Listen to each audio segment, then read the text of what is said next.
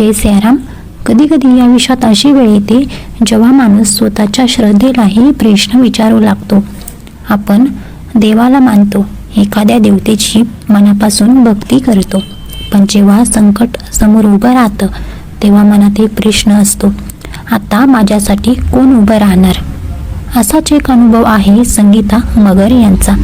संगीता ताईंनी स्वतः सांगितलेल्या अनुभवानुसार 2017 साली त्यांच्या आयुष्यात एक असा प्रसंग आला ज्यामुळे त्यांना शारीरिक त्रासासोबतच मनातही मोठी घालमेल सहन करावी लागली. संगीता ताई सांगतात की त्यांना एके दिवशी अचानक खूप जोराची डोकेदुखी सुरू झाली. सुरुवातीला वाटलं कदाचित थकवा असेल, कदाचित साधी डोकेदुखी असेल, पण दिवसेंदिवस त्रास वाढत गेला. डोकं इतकं दुखायचं की साधं काम करणं सुद्धा कठीण व्हायचं. शेवटी डॉक्टरांकडे जाण्याची वेळ आली. तपासण्या सुरू झाल्या, औषधोपचार सुरू झाले आणि डॉक्टरांनी CT स्कॅन करण्यास सांगितलं. मनात आधीच भीती होती, कारण डोक्याशी संबंधित त्रास म्हटलं की माणसाच्या मनात अनेक विचार येतात.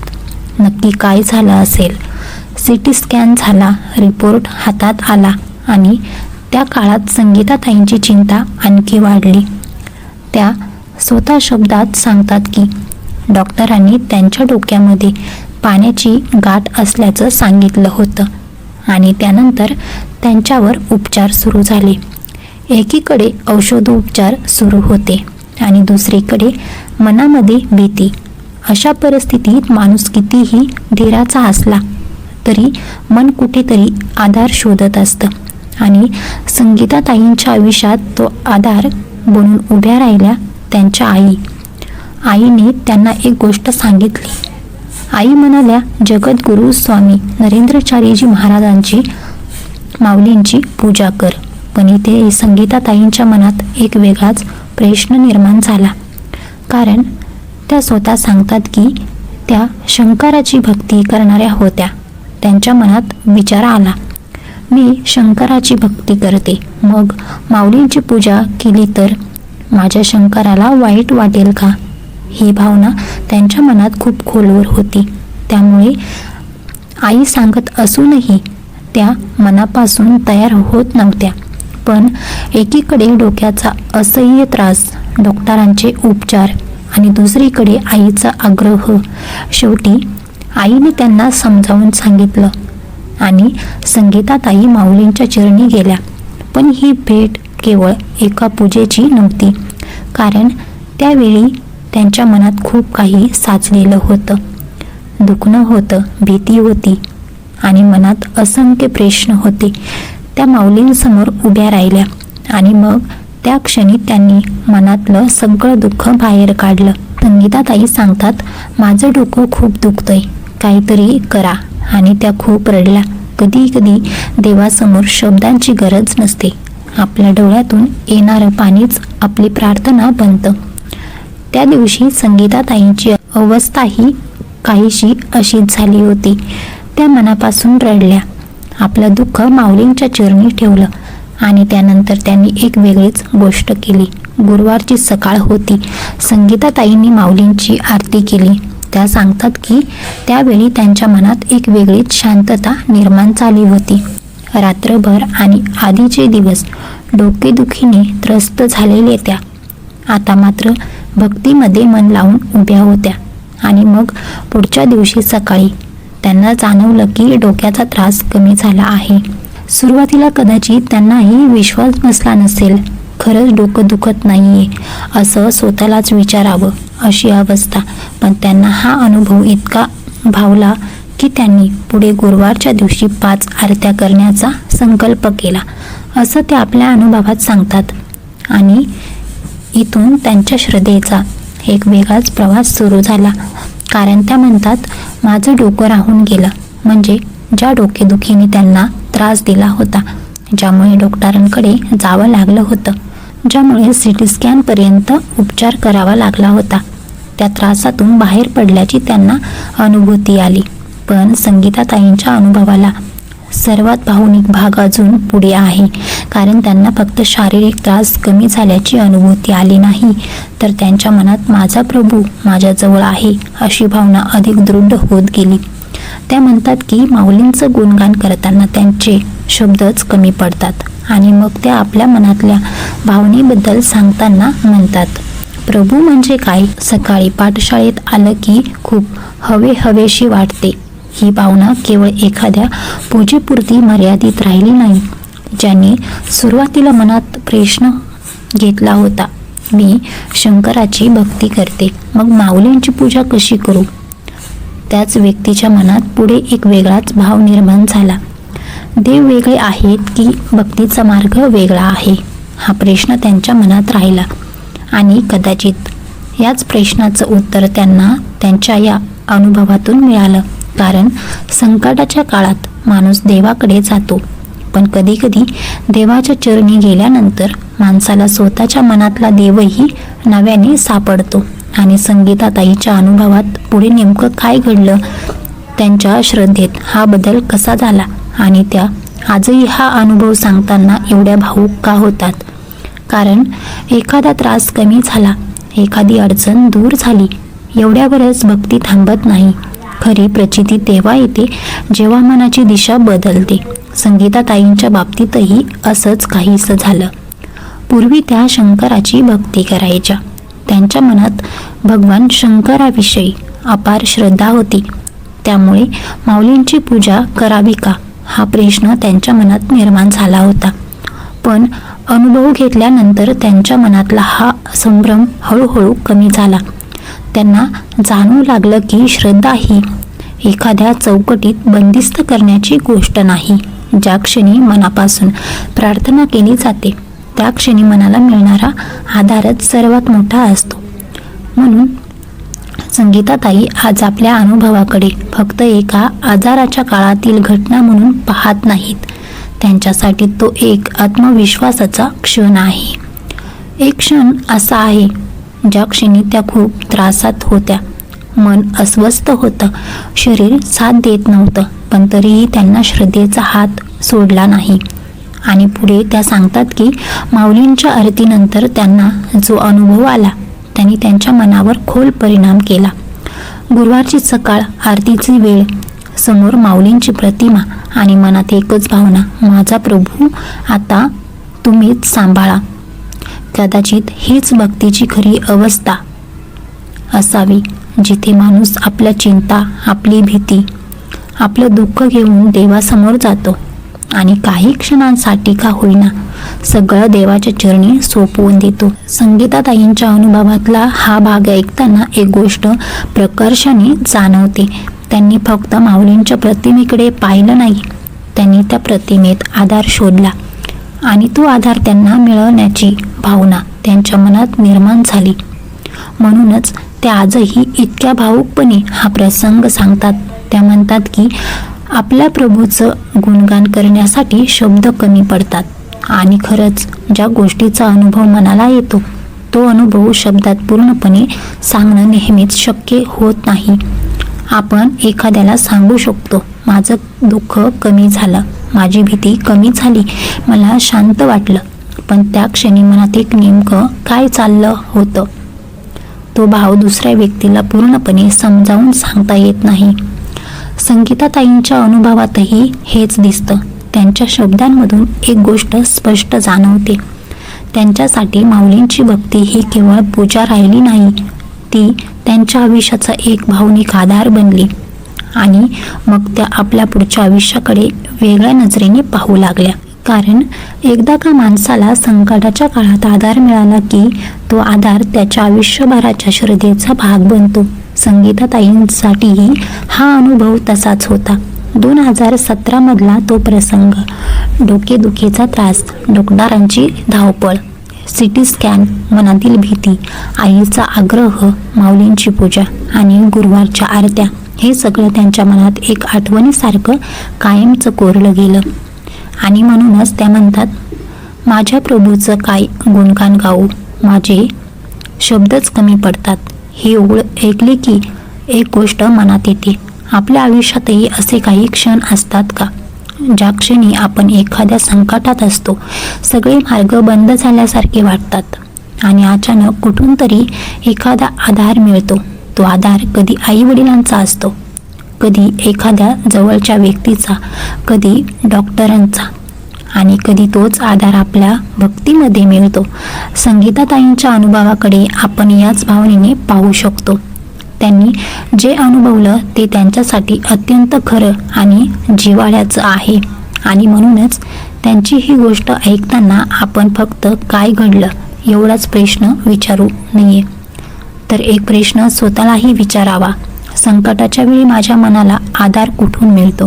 कारण माणसाचं आयुष्य कितीही सुखाचं असलं तरी संकट कधी ना कधी प्रत्येकाच्या दारात येतं. त्यावेळी पैसा, प्रतिष्ठा, ओळख, मोठेपणा या सगळ्या गोष्टी एका क्षणासाठी बाजूला पडतात आणि उरतो तो फक्त मनाचा आधार. संगीताताईंना तो आधार माऊलींच्या चरणी मिळाला अशी त्यांची भावना आहे आणि म्हणूनच त्यांच्या अनुभवातील हा प्रसंग आजही त्यांच्या मनात जिवंत आहे. पण या अनुभवाचा आणखी एक सुंदर भाग म्हणजे ज्या व्यक्तीने सुरुवातीला मी शंकराची भक्ती करते, मग माऊलींची पूजा कशी करू असा प्रश्न विचारला होता, तीच व्यक्ती पुढे माऊलींच्या भक्तीत इतकी रमली की तिच्या मनात कृतज्ञतेची भावना निर्माण झाली.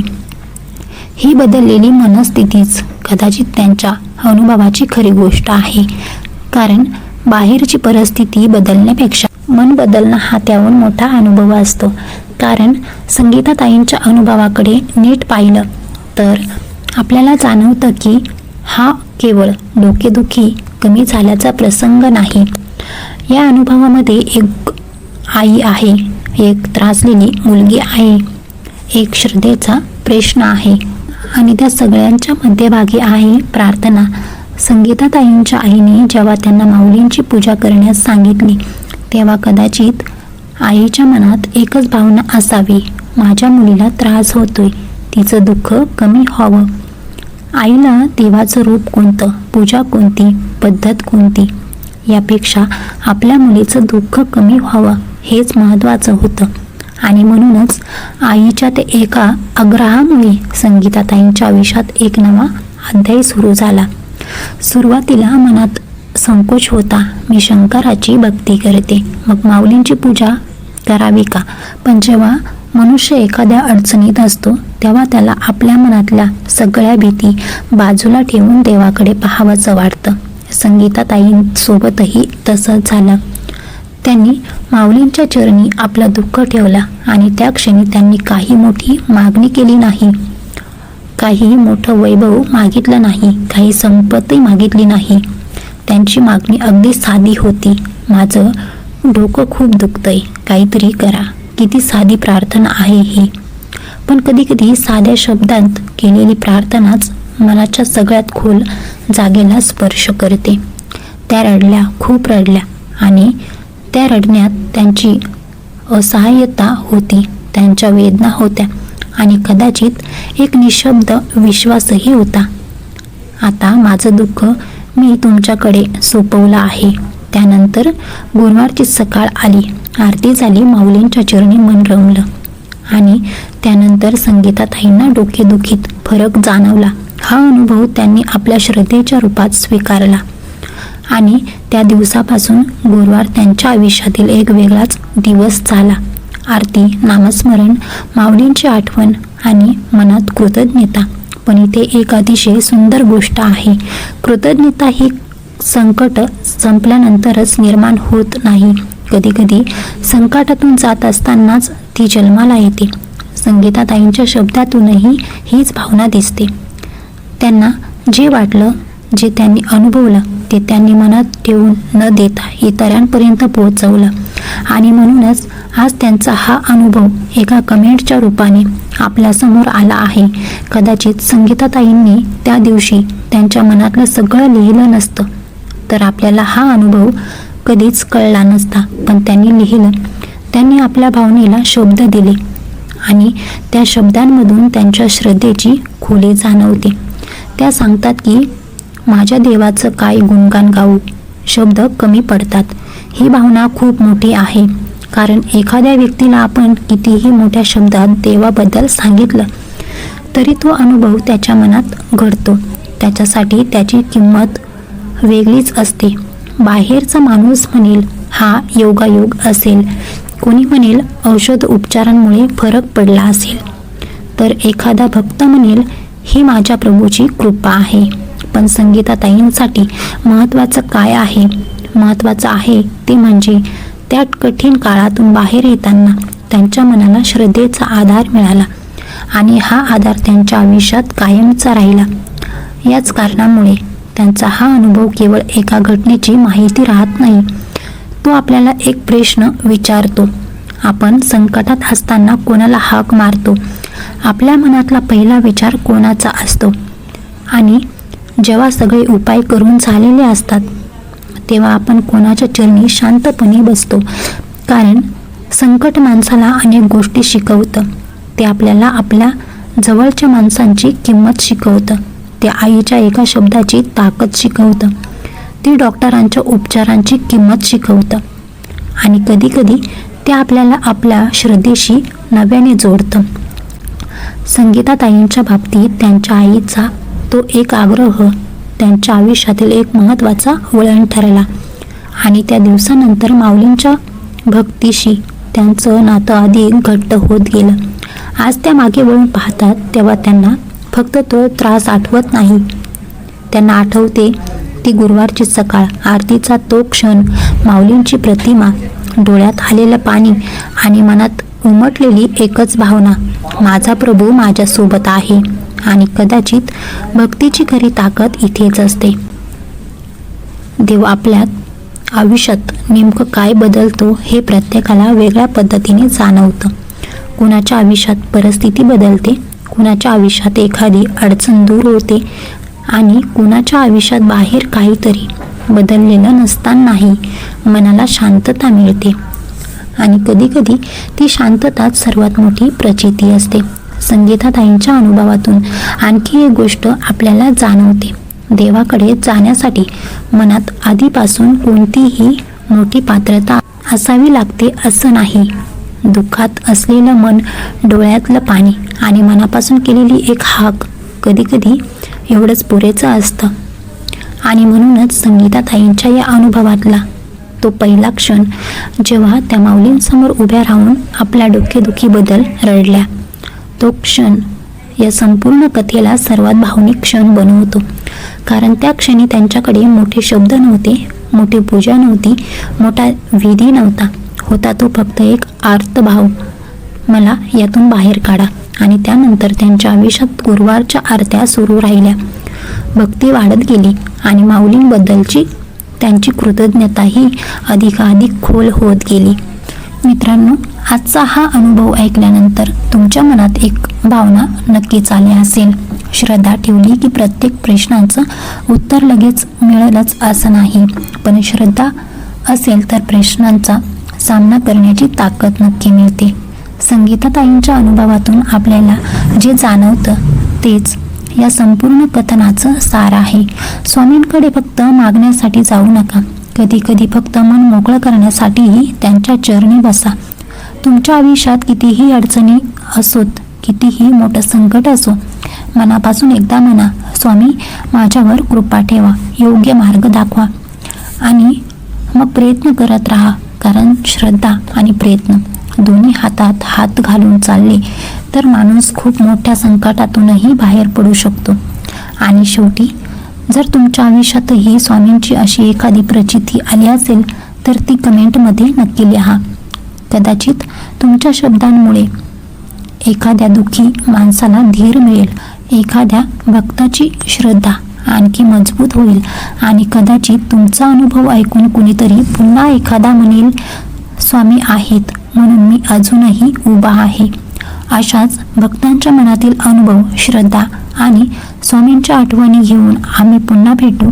तोपर्यंत नरेंद्रवाणीला असंच प्रेम देत राहा. व्हिडिओ आवडला असेल तर लाईक करा, आपल्या स्वामी भक्तांपर्यंत शेअर करा आणि नरेंद्रवाणी चॅनलला सबस्क्राईब करा. आणि कमेंटमध्ये एकदा मनापासून लिहा, जय सियाराम.